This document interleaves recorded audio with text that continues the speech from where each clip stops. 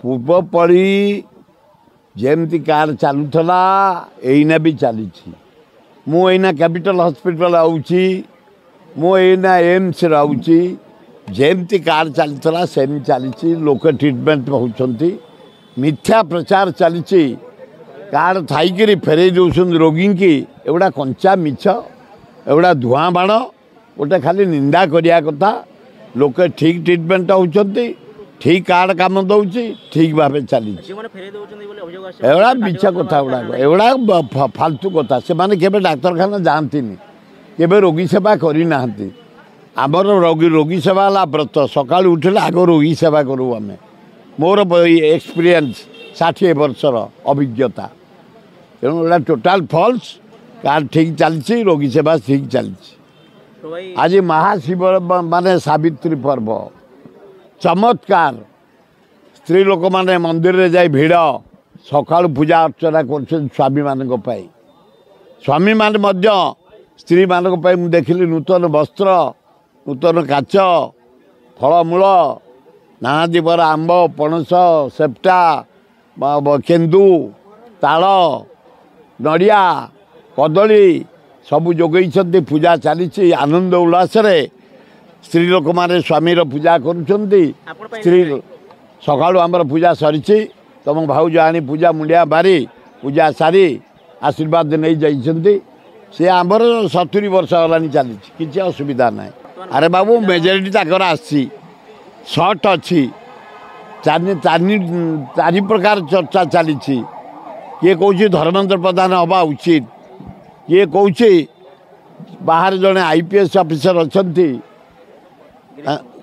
ଗିରିଶ ମୁର୍ମୁ, ତାକୁ ଅଣାଯାଉ। ଏମିତି ନାନାଦି ଚର୍ଚ୍ଚା ଚାଲିଛି। ନରେନ୍ଦ୍ର ମୋଦି ଯାହାକୁ ଫାଇନାଲ କରିବେ, ଯେହେତୁ ମେଜରିଟି ତାଙ୍କ ଦଳ ଆସିଛି, ଅନ୍ୟ ସହିତ କୋଆଲିସନ୍ କରିବେ। ଏପରିକି ବି ବିଜେଡ଼ି ସହିତ କୋଆଲିସନ୍ କରିବା ପାଇଁ ତାଙ୍କର ଚାଲିଛି ଆଲୋଚନା ଦିଲ୍ଲୀରେ। ଫେର ନବୀନ ବାବୁ ମୁଖ୍ୟମନ୍ତ୍ରୀ ହେଇପାରନ୍ତି, ବିଜେପି ତାକୁ ସାହାଯ୍ୟ କରେ, ଏ ଚର୍ଚ୍ଚା ବି ଚାଲିଛି। ନବୀନ ବାବୁ ତାଙ୍କୁ ସମର୍ଥନ କରିବେ, ଧର୍ମେନ୍ଦ୍ର ପ୍ରଧାନ ମୁଖ୍ୟମନ୍ତ୍ରୀ ହେବେ, ଏ ଚର୍ଚ୍ଚା ବି ଚାଲିଛି। ବାହାର ଲୋକଙ୍କୁ ନେଇ କରିବେ ବୋଲି ଚର୍ଚ୍ଚା ଚାଲିଛି, ତର୍ଜମା ଚାଲିଛି, ମନ୍ଥନ ଚାଲିଛି। ଲାଷ୍ଟ ଫାଇନାଲ କରିବେ ନରେନ୍ଦ୍ର ମୋଦି। ଯାହାକୁ ଫାଇନାଲ କରିବେ, ଯେହେତୁ ମେଜରିଟି ସେ ଅଛନ୍ତି, ମୁଖ୍ୟମନ୍ତ୍ରୀ ହେବେ, ଚଲେଇବେ। ଏବଂ ଯିଏ ମୁଖ୍ୟମନ୍ତ୍ରୀ ହେବେ ଆମେ ଅଭିନନ୍ଦନ। ଲୋକଙ୍କ ମତକୁ ଆମେ ଅଭିନନ୍ଦନ ଜଣାଇ ସାରିଛୁ, ଏଇନା ବି ଜଣାଉଛୁ। ଲୋକ ଯେହେତୁ ତାଙ୍କୁ ମେଜରିଟି MLA ଜିତେଇଛନ୍ତି ବିଜେପି କି, ସେ ତାଙ୍କର ଯାହାକୁ ମୁଖ୍ୟମନ୍ତ୍ରୀ କରିବେ ତାକୁ ଆମେ ଅଭିନନ୍ଦନ ଜଣାଇବୁ। ଏବଂ ଲୋକଙ୍କ ପ୍ରୋବ୍ଲେମ୍ ଯେ ମୁଖ୍ୟମନ୍ତ୍ରୀ ହେବ ତା ପାଖକୁ ଯିବୁ, ଲୋକଙ୍କ ପ୍ରୋବ୍ଲେମ୍ ସଲ୍ଭ କରିବା ପାଇଁ। ଯେ ମନ୍ତ୍ରୀ ହେବେ ତାଙ୍କ ପାଖକୁ ଯିବୁ, ଯେ ଚିଫ୍ ସେକ୍ରେଟାରୀ ସବୁ ହେବେ ତାଙ୍କ ପାଖକୁ ଯିବୁ। ଲୋକଙ୍କର ଅଭାବ ଅସୁବିଧା ପ୍ରୋବ୍ଲେମ୍ ସମାଧାନ କରିବା ପାଇଁ।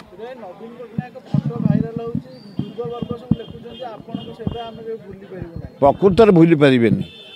ଯୁବ ସମାଜ ତାକୁ ଭାରି ଆନ୍ତରିକ ଗ୍ରହଣ କରିଛନ୍ତି, କାରଣ ସେ ସେଭଳିଆ କରାପ୍ଟ ଚିଫ୍ ମିନିଷ୍ଟର ନୁହଁ। ଓଡ଼ିଶା ବିକାଶରେ ତାର ଦାନ ଅତୁଳନୀୟ। ଜଣେ A ଗ୍ରେଡ୍ ମୁଖ୍ୟମନ୍ତ୍ରୀ। ମୋର ତ 50-60 ବର୍ଷର ଅଭିଜ୍ଞତା। ଜଣେ ଦକ୍ଷ ମୁଖ୍ୟମନ୍ତ୍ରୀ ଜାନକୀ ପଟ୍ଟନାୟକ ଥିଲେ, ପ୍ରଥମେ ଥିଲେ ହରେକୃଷ୍ଣ ମହତାବ, ଦ୍ୱିତୀୟ ହେଲେ ନଦିନୀ ଶତପଥୀ, ତୃତୀୟ ହେଲେ ବିଜୁ ପଟ୍ଟନାୟକ, ଚତୁର୍ଥ ହେଲେ ଜାନକୀ ପଟ୍ଟନାୟକ, ପଞ୍ଚମ ହେଲେ ନବୀନ ପଟ୍ଟନାୟକ, ଜଣେ ଦକ୍ଷ ମୁଖ୍ୟମନ୍ତ୍ରୀ।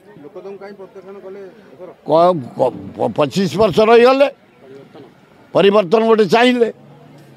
25 ଲଙ୍ଗ୍ ଟାଇମ୍ ରହିଗଲେ, ଲୋକ ଟିକେ ମଝିରେ ମଝିରେ ଚାହାନ୍ତି ଚେଞ୍ଜ, ତେଣୁ ଚେଞ୍ଜ କରିଛନ୍ତି। ଏଗୁଡ଼ା ବେକାର କଥା ଗୁଡ଼ା। ପାଣ୍ଡିଆନ ଯେତେ ଓଡ଼ିଶାରେ ବିକାଶ କରିଛି, ଆଗରୁ କୌଣସି IAS ଅଫିସର ରାଜ୍ୟରେ ଏମିତି ବିକାଶ କରିନଥିଲେ। ଉଦାହରଣ ଆସ ଦେଖ, ବରମୁଣ୍ଡା ବସଷ୍ଟାଣ୍ଡ, କଳିଙ୍ଗ ଷ୍ଟାଡିୟମ୍, ଆଜି ରାସ୍ତାଘାଟ, କ୍ୟାପିଟାଲ ହସ୍ପିଟାଲ, ଓଲ୍ଡ ଟାଉନ୍ ଲିଙ୍ଗରାଜଙ୍କର ସୌନ୍ଦର୍ଯ୍ୟକରଣ ମନ୍ଦିରର, ଏ ସବୁ କାମ ପାଇଁ ପାଣ୍ଡିଆନ, ନବୀନ ପଟ୍ଟନାୟକ ଅତୁଳନୀୟ ଭୂମିକା ତାଙ୍କର ଅଛି। ତାଙ୍କୁ ସମସ୍ତେ ମନେ ରଖିବେ।